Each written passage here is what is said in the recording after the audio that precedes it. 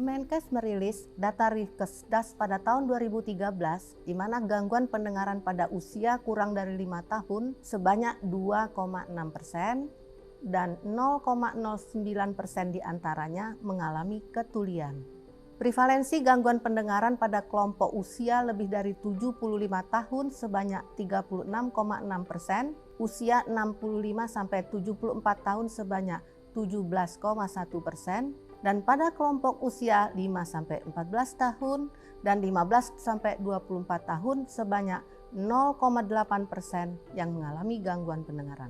Berdasarkan penyebabnya, yang tertinggi didapatkan pada infeksi telinga sebanyak 3,1%, presbikusis 2,6%, ototoksik 0,3%, dan tuli sejak lahir atau kongenital sebanyak 0,1% atau sama dengan 3 anak berbanding 1000 dengan kelahiran hidup.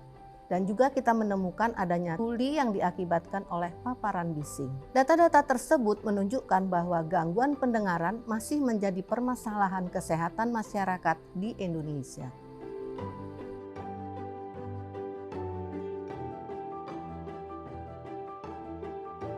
Menurut WHO, pengertian gangguan pendengaran adalah berkurangnya kemampuan mendengar baik sebagian atau seluruhnya pada salah satu atau kedua telinga, baik derajat ringan atau lebih berat dengan ambang pendengaran rata-rata lebih dari 26 desibel pada frekuensi 500, 1000, 2000, dan 4000 Hz. Gejala yang dapat ditemukan pada bayi antara lain kurangnya respon terhadap suara, kurangnya minat interaksi terhadap orang, terhambatnya tumbuh kembang anak terkait dengan keterbatasan kosakata, kegagalan dalam menyebutkan mama, papa, atau babbling pada umur yang seharusnya. Pada anak-anak, gejala yang dapat ditemukan antara lain sering menonton TV atau main HP dengan volume yang keras, bila dipanggil tidak merespon, terdapat keluhan dari guru sekolah bahwa prestasi anak menurun.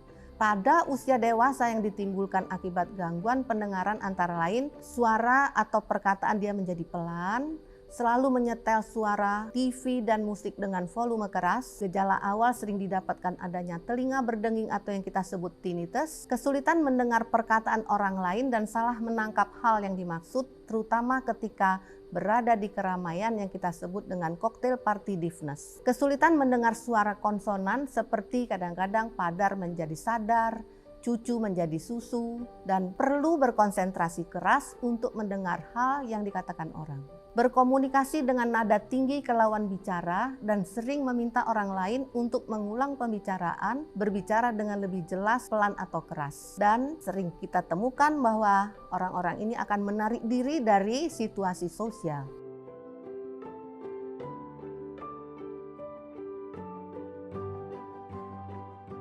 Itu bisa saja merupakan salah satu gejala dari gangguan dengar, namun masih butuh kita melakukan beberapa pemeriksaan. Salah satu tes untuk memeriksa status pendengaran seseorang diantaranya ialah dengan tes suara bisik dan percakapan, di mana pada kita memberikan suara-suara dengan kata-kata 2 suku kata ataupun 1 suku kata, apabila dia dapat mendengar 80% dari kata-kata yang dibisikkan pada jarak 6-10 meter, ini adalah keadaan normal. Apabila dengan suara bisik sudah tidak dapat mendengar, kita lanjutkan dengan tes percakapan biasa dengan cara dan metode yang sama dengan tes berbisik. Apabila dalam jarak kurang dari 5 meter tes berbisik gagal, maka terjadi gangguan pendengaran. Sebaiknya kita lanjutkan dengan tes lain yang lebih objektif seperti pemeriksaan audiometri nada murdi, ataupun juga kita harus memeriksa tes tutur sehingga kita bisa melihat seberapa kata yang bisa ditangkap.